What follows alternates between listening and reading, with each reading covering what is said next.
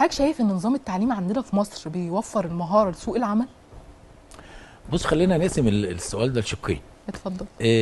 من 7 8 سنين كان نظام التعليم عندنا ما بيخرجش طالب قادر على المنافسه في سوق العمل، لا المحلي ولا الدولي. ايوه. ابتدت الحكومه المصريه وبجد يعني عملت مجهود كبير جدا في اخر 4 سنين. ابتدت يبقى في توجه للدوله المصريه. التوجه ده قائم على ايه؟ لا، لازم اربط سوق العمل بمضمون المناهج اللي موجوده في مصر دلوقتي. يعني ابتدت الحكومه المصريه تعمل مدارس تكنولوجيه على مختلف الانواع، زي مدارس وي، مدارس العربيه، مدارس الطاقه الشمسيه، مدارس الاسماك، مدارس البريد، مدارس الضبعه النوويه، ودي كلها مدارس كتيره، ومدارس السويدي طبعا. التكنولوجيه اللي بتوفر مهارات سوق العمل.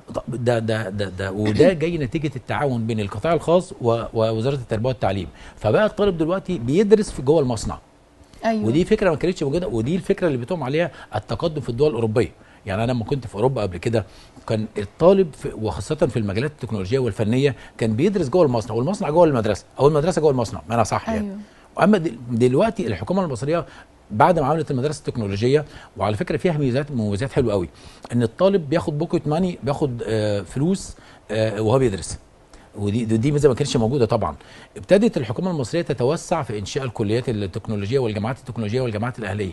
ده برضو استكمالا لمسيره رؤيه الدوله المصريه 2030، ازاي نحقق ربط سوق العمل بالتكنولوجيا اللي موجوده والمناهج المصريه.